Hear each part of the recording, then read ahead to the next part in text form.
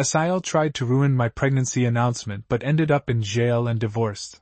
Storytime. I never imagined I'd be the kind of person telling their life story to a camera, hoping someone out there would listen, not for entertainment, but for understanding, because this isn't just a story, it's my life, and for the longest time, I felt like I was choking on it. I grew up believing that love conquers all, and when I met James, I thought life had finally rewarded me. We met at a mutual friend's birthday dinner. He was warm, attentive, the kind of guy who made you feel like you were the only one in the room. We talked for hours about everything: travel, family, food, dreams. He wasn't loud or flashy, but his presence filled the space around him. I walked away that night feeling like I had just met the calm in my storm. We dated for a year and a half before he proposed. It was nothing extravagant, just the two of us, a rainy day, and a ring he said had belonged to his grandmother. I cried. I said yes, and for a while, everything felt like a fairy tale, until I met her, Rachel, his sister. At first, I thought she was just reserved. At our engagement dinner, she barely looked at me, said very little,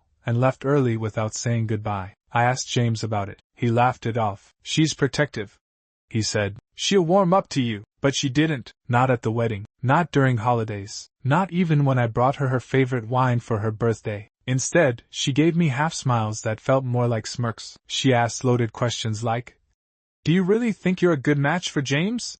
Or, "Don't you think it's fast, getting married before knowing all of our family history?" She always made me feel like an outsider, like no matter what I did, I'd never be enough. But James loved me, and I held on to that love like a lifeline. We had been trying for a baby for 6 months. It wasn't easy. I had irregular cycles, and I kept blaming myself every time the test came back negative. But one morning, it happened. 2 lines. Faint, but there. I sat on the bathroom floor, shaking. It didn't feel real. After everything, after all the disappointment, I was finally going to be a mom. I waited until dinner to tell James. I handed him a box with tiny baby socks and the test inside. He opened it, and he cried. He actually cried. That was the first time I saw that kind of vulnerability in him. We spent the whole night dreaming. Names, nursery colors, what kind of father he wanted to be, what kind of mom I hoped I'd become. It felt like a turning point. Like maybe, just maybe, our family would finally feel whole. We decided to tell his family the following weekend. I made lunch for everyone, even cooked Rachel's favorite, spinach lasagna. Halfway through the meal, I said it. "We're pregnant." His mom gasped. His dad raised a brow and smiled. James held my hand. "And Rachel?"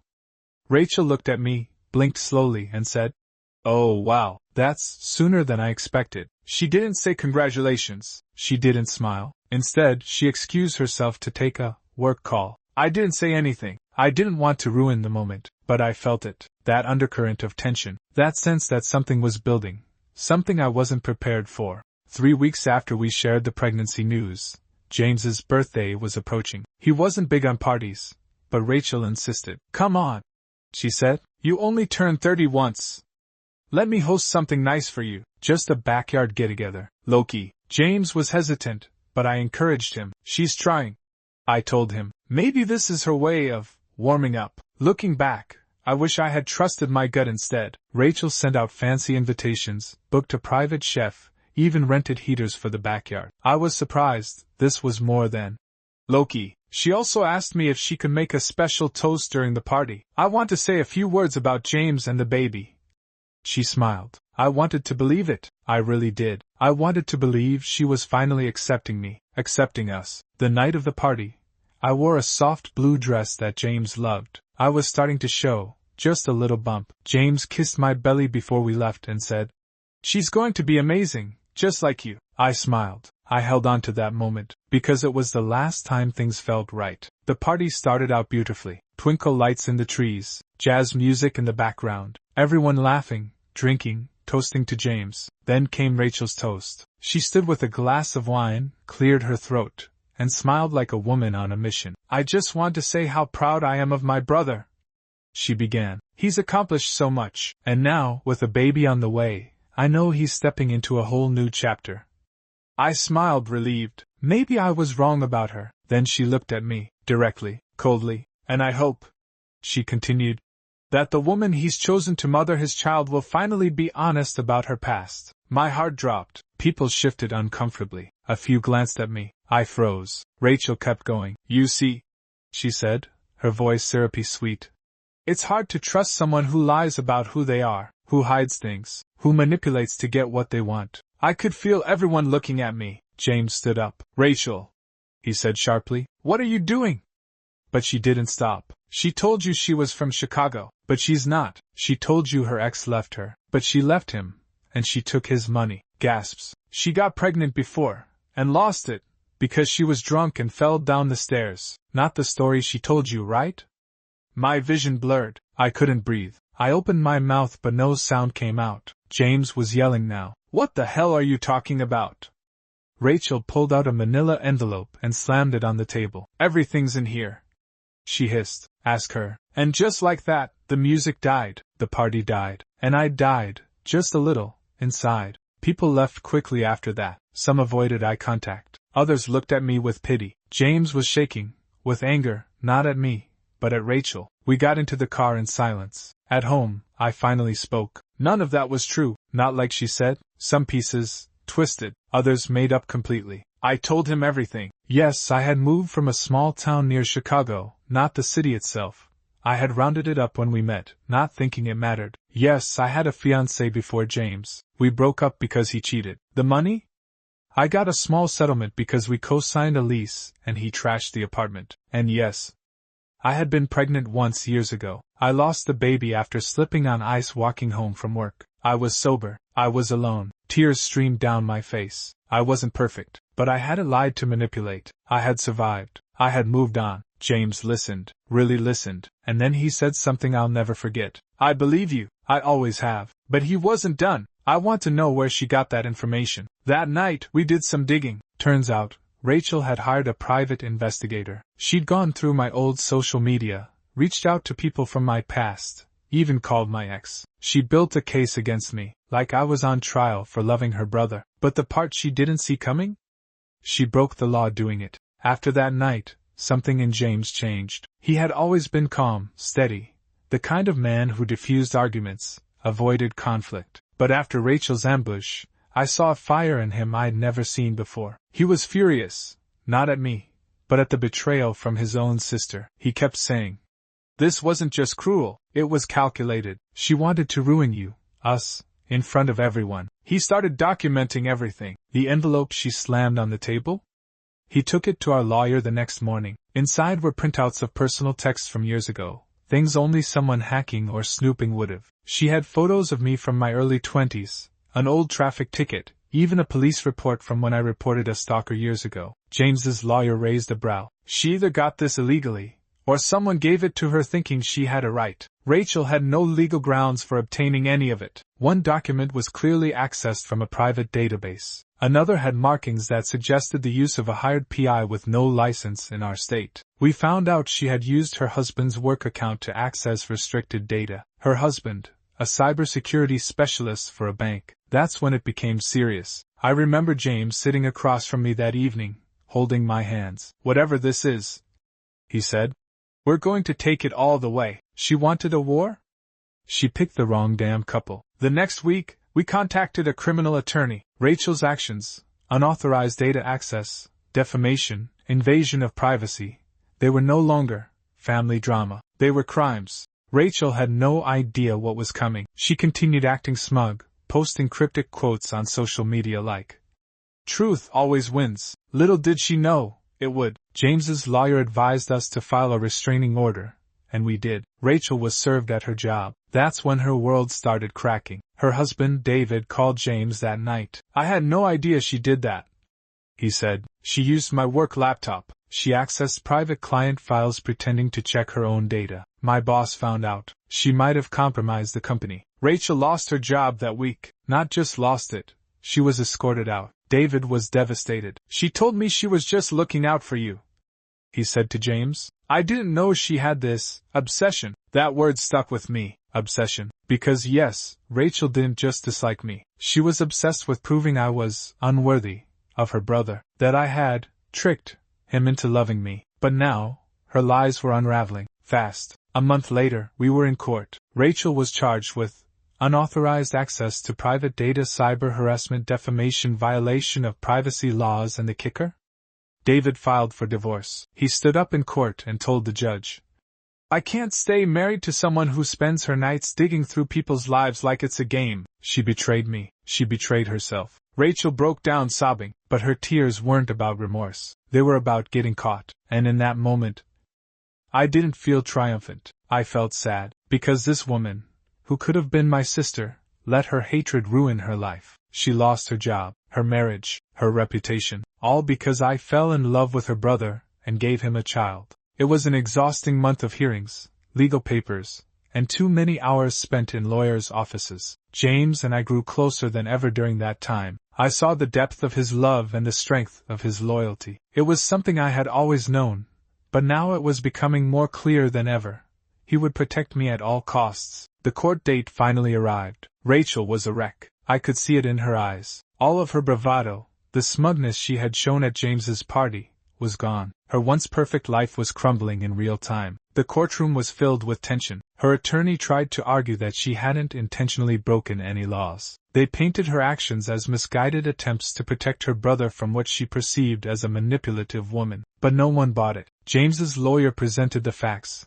How Rachel had used her brother's credentials, how she had hired a private investigator, and how she had breached multiple legal boundaries to ruin my life. The evidence was overwhelming, and then came the emotional testimony from David. I had never seen him like this before. He stood there, head down, voice shaking as he spoke to the judge. "I failed to see the depths of her obsession," David said. "I was blind. I wanted to believe she had my best interests at heart, but she didn't. She hurt my brother, she hurt his wife, and now we're all suffering because of it." Rachel, who had been holding it together until that point, crumpled in her seat. The tears came, but they weren't for the pain she had caused me. They were for herself, for the life she had ruined. The judge, after hearing all the testimony, looked at Rachel. "You are guilty of multiple charges," he said sternly. "You have shown no remorse, only a desire to manipulate the truth for your own benefit. For that reason, I am imposing the maximum penalty under the law." Rachel's sentence was a reminder of how far things had spiraled out of control. She was sentenced to 6 months in jail for the cyber harassment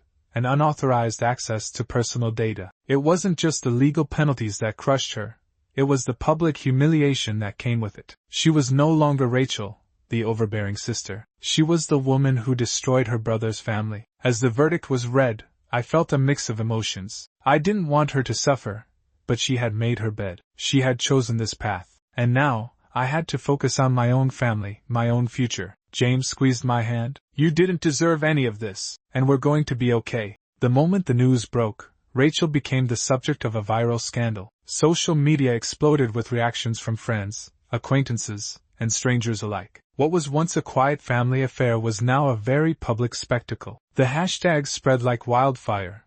Hashtag Rachel the villain. Hashtag sibling betrayal.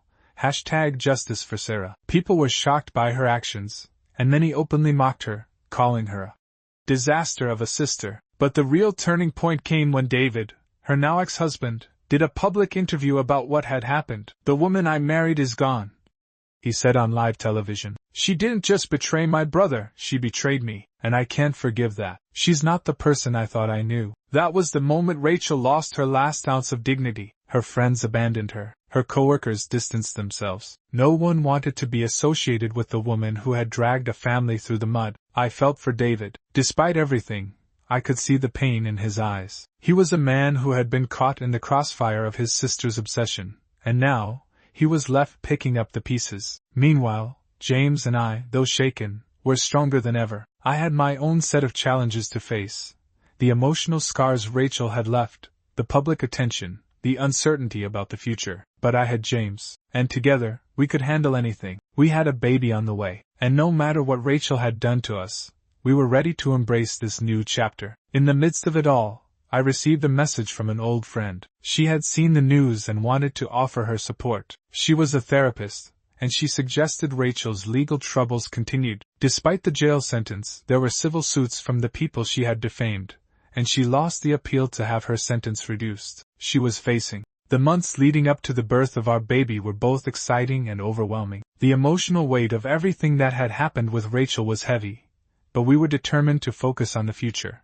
A future we were building together. James and I found joy in the little things. Late-night talks about baby names, the anticipation of assembling a nursery, the feeling of the baby kicking for the first time. Every day, I felt more connected to the life growing inside me, but the shadows of Rachel's betrayal were always lurking just beneath the surface. When it was finally time, I remember feeling a mixture of fear and excitement. The delivery room was full of love though, James by my side, holding my hand as I squeezed it through the contractions, telling me how strong I was. The nurses and doctors were supportive, and before I knew it, our baby girl was born. The moment they placed her in my arms, it was as if everything stopped. The world became quiet. It was just the three of us. She had James's eyes, that deep, knowing look that made my heart swell. She had my smile. And in that moment, I felt like everything was going to be okay. Despite the chaos, despite everything Rachel had done, this little girl was our future. James, still in awe, whispered, "She's perfect." We spent hours together, just holding her, gazing at her. It felt like the beginning of a new life. A life that wasn't tainted by the bitterness of Rachel's schemes. This was about love, family, and the fresh start we had been working so hard for. But the birth didn't just change us. It also changed how we saw everything. It made me realize how much more I needed to protect the peace of my home and my family. No longer would I let outside forces, no matter how close they were, jeopardize our happiness. As we held our baby, we talked about the kind of family we wanted to be. James promised that no matter what happened in the past, this little girl would grow up surrounded by love, respect, and protection. I had never been more sure of anything in my life. Together, we would build a family that wasn't defined by the chaos Rachel tried to create. It would be defined by us, and our unconditional love for each other. The next few months were a whirlwind. Newborns come with a ton of responsibilities.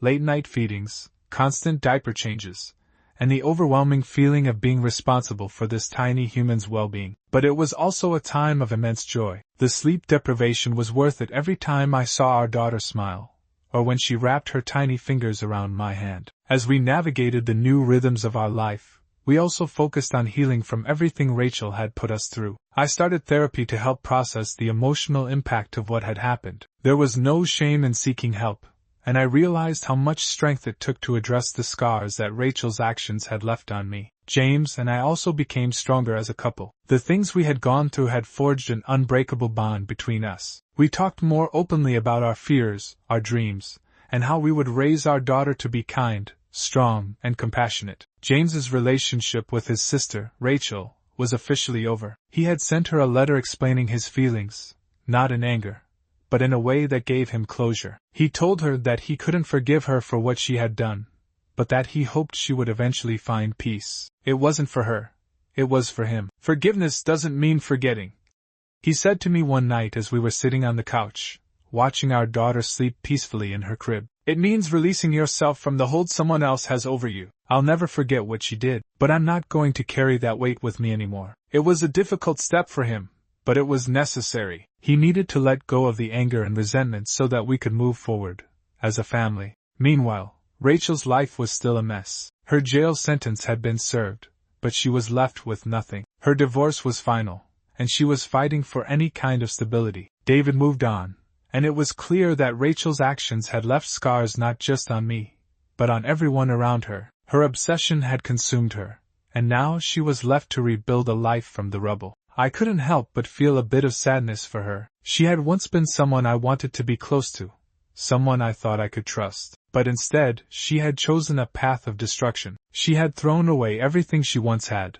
all for a petty jealousy that led to the devastation of her family. The weeks turned into months, and our little girl grew. She was the light in our lives, and I knew that nothing Rachel did could ever overshadow the love we shared. As I looked at my daughter's face, I saw nothing but hope for the future. We'd come through the storm together, stronger and more united than ever. There would. As the months passed, our lives slowly returned to normal, or as normal as life could be after everything we had been through. James and I adjusted to parenthood, learning as we went, embracing the messiness of life with a newborn. Each milestone our daughter hit was a reminder that we had weathered the storm, and now, we were thriving in the light of a new beginning. James was more involved than I could have ever hoped for. He took on the role of a doting father with such grace, and it was clear to everyone, including Rachel, though she was too proud to admit it, that this was exactly what our family had always needed. We were a team, and as much as our lives had been shaken by Rachel's schemes,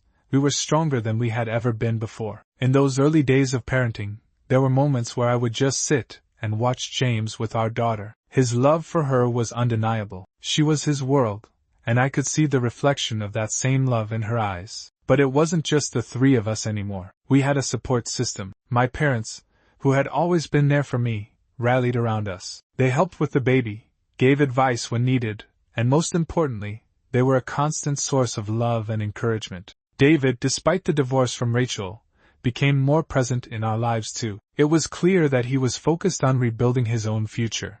And while there would always be some tension between him and Rachel, he had started to find peace. He even took on a role as a godfather to our daughter, a symbol of how much we had all grown and healed. And then there was me. I had finally found peace too. Therapy had helped me process the hurt that Rachel had caused. I had learned how to reclaim my sense of self and how to set boundaries. I was no longer the woman who would shrink under pressure or feel guilty for standing up for myself. I had learned to be strong, not just for me, but for my family. The work was far from done. Healing isn't linear, and there were still moments where I felt the echoes of Rachel's betrayal, the cold stares, the public gossip, the whispers about what had happened, but they didn't define me anymore. I had a future that wasn't shaped by Rachel's mistakes, but by my own choices and my ability to move forward. It was a quiet afternoon when I received an unexpected message. It was from Rachel. My heart sank. I hadn't heard from her in months, and I had no desire to. But curiosity got the better of me, and I opened the message. The text was simple, but it carried weight. I know I've hurt you and everyone around me. I don't expect forgiveness, but I would like the chance to speak to you. Please, when you're ready, let me know. Rachel. I sat with it for a while. It was hard to believe that after everything, Rachel was reaching out. She had caused so much pain, and now she wanted to reconcile? I spoke to James about it. He was hesitant, of course. He didn't want me to open myself up to more hurt. But I knew that, for my own peace, I needed to hear what Rachel had to say. This wasn't for her. This was for me. I wanted closure. I needed to understand why she had done what she did, why she felt the need to destroy everything in her path. After much deliberation, I agreed to meet her. We decided to meet at a quiet cafe. It was a neutral ground, a place where we could talk without too many prying eyes. The day came, and I arrived early, feeling a swirl of emotions. Part of me felt empowered, knowing that I had no need to prove anything to Rachel. Another part of me felt anxious. What could she possibly say to make any of this right?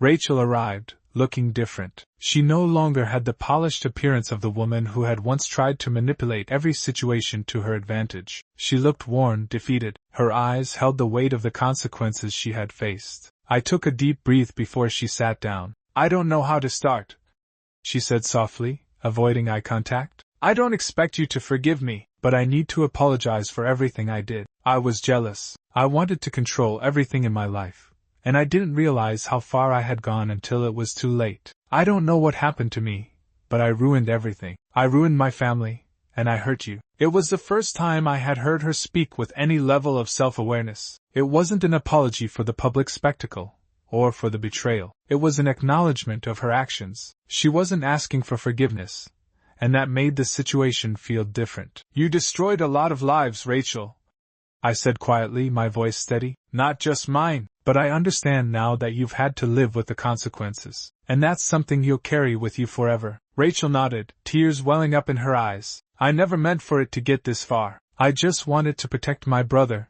to protect the family. But I crossed the line. I'll never forgive myself for what I did. For a moment, I sat in silence. It was tempting to say something cruel, to tell her how much she had ruined me, but I knew that wouldn't help either of us. The best thing I could do for myself was to let go of the anger. I don't know how to start, she said softly, avoiding eye contact. I don't expect you to forgive me, but I need to apologize for everything I did. I was jealous. I wanted to control everything in my life, and I didn't realize how far I had gone until it was too late. I don't know what happened to me, but I ruined everything. I ruined my family, and I hurt you. It was the first time I had heard her speak with any level of self-awareness. It wasn't an apology for the public spectacle, or for the betrayal. It was an acknowledgement of her actions. She wasn't asking for forgiveness, and that made the situation feel different. You destroyed a lot of lives, Rachel, I said quietly, my voice steady. Not just mine, but I understand now that you've had to live with the consequences. And that's something you'll carry with you forever. Rachel nodded, tears welling up in her eyes. I never meant for it to get this far. I just wanted to protect my brother,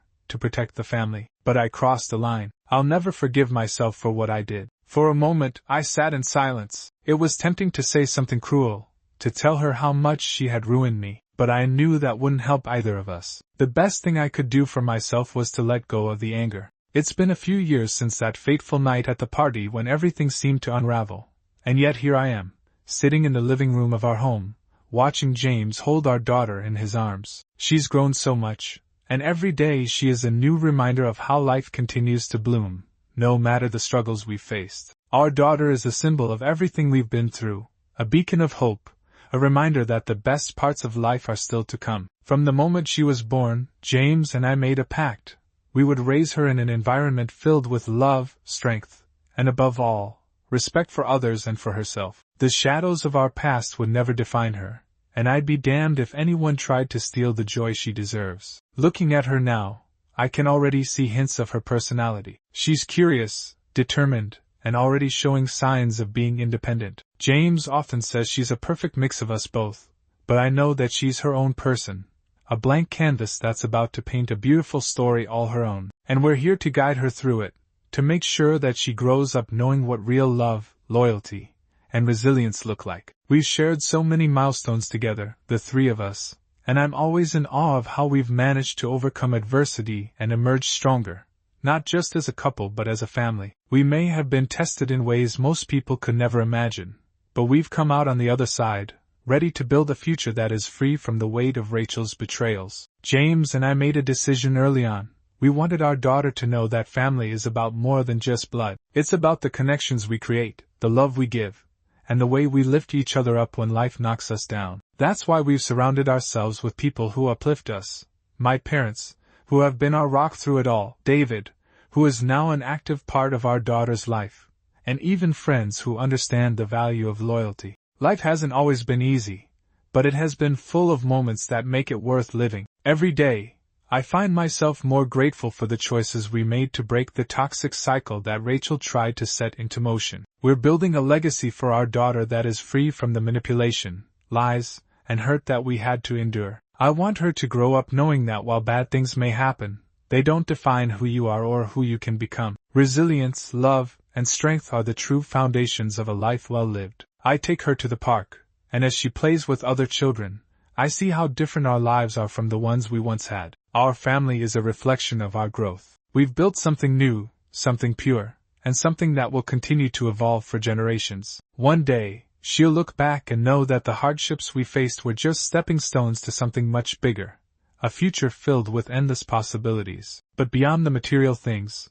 beyond the vacations and the fun memories we'll create, the greatest legacy we can leave her is the example we set. We want her to understand that no one, no matter how close they are to you, has the power to destroy your happiness unless you let them. That's something Rachel never understood. She thought she could manipulate and control, but she only destroyed herself in the process. In contrast, we're teaching our daughter how to navigate life with kindness, respect, and resilience. We're teaching her to stand up for herself and never let anyone belittle her. We're showing her that the people who truly love you will always have your back, no matter what, and that the value of loyalty in relationships is immeasurable. The most important thing we can give her is the ability to make choices based on her own values, not based on the opinions or manipulation of others. She deserves to grow up in an environment where she feels safe to express herself, to be her true self, and to make decisions that align with who she is. And we're going to support her every step of the way. To Rachel, if you're out there and reading this,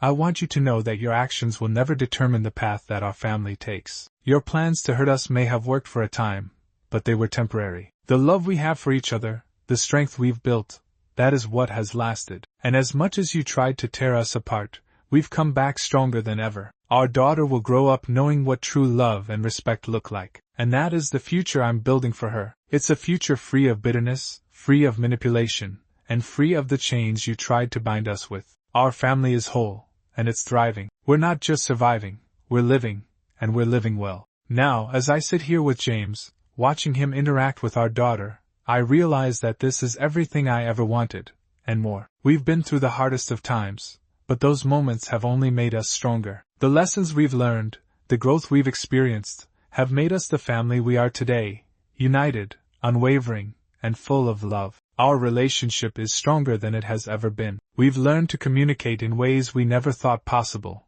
and our bond is unshakable. We've learned the importance of trust, of putting each other first, and of building a future together. And we're doing it. One day at the road we've traveled hasn't been easy, but it's been worth it. And it has shaped us into the people we are today. We know what we have now, and we're determined to protect it. Our family is our everything. It's the foundation on which we've built our lives, and it's the legacy wheel. Time does something extraordinary. It gives space for healing, not forgetting, not erasing, but softening the sharp edges of the pain. Years have passed since that infamous party, and while the memory will always linger, it no longer carries the same weight. There's something beautiful in realizing that even the worst chapters of your life can be rewritten, not by denying they happened, but by deciding how they end. And that's exactly what I did, what we did, as a family. Forgiveness wasn't something that came overnight. I wrestled with it, resented the idea of it, because it felt like letting Rachel off the hook. But with time, and a lot of soul-searching, I realized forgiveness isn't about absolving someone else. It's about setting yourself free. I forgave Rachel, not because she asked for it, or deserved it, but because I deserved peace. My daughter deserved a mother who wasn't haunted by bitterness. James deserved a wife who could fully step into the future with him. And I deserved to close that door for good. Rachel never reached out after the trial, and that silence? It said everything. She knew what she did. She knew she went too far. And in the end, it cost her more than she was ever willing to admit. Her marriage, her freedom, her family, all gone, because of jealousy and pride. James and I talked a lot about what could have been different, but we both came to the same conclusion: even the darkest moments had a purpose. If not for that storm, we might not have built the kind of love that can withstand anything. We've become advocates for healing and truth in our own quiet way. We share our story, not to shame anyone, but to remind people that standing up for yourself, protecting your peace, and choosing love over chaos, it matters. Our daughter is growing up with a front row seat to strength. She'll know that her mother fought battles, not with fists, but with grace. She'll understand that silence isn't always golden when truth needs to be spoken. And she'll never, ever believe that someone else has the right to define her worth. Sometimes James and I walk hand in hand, talking about everything we've been through, and instead of bitterness, we feel gratitude. Gratitude that we survived it, that we came out stronger, that love, real, enduring love, won in the end. So to anyone out there who feels broken by betrayal, devastated by family, or unsure if healing is even possible, I want you to know, it is. You are not your past. You are not their cruelty. You are not their lies. You are the author of your own story, and your next chapter can be your best one yet. Thank you for listening to mine.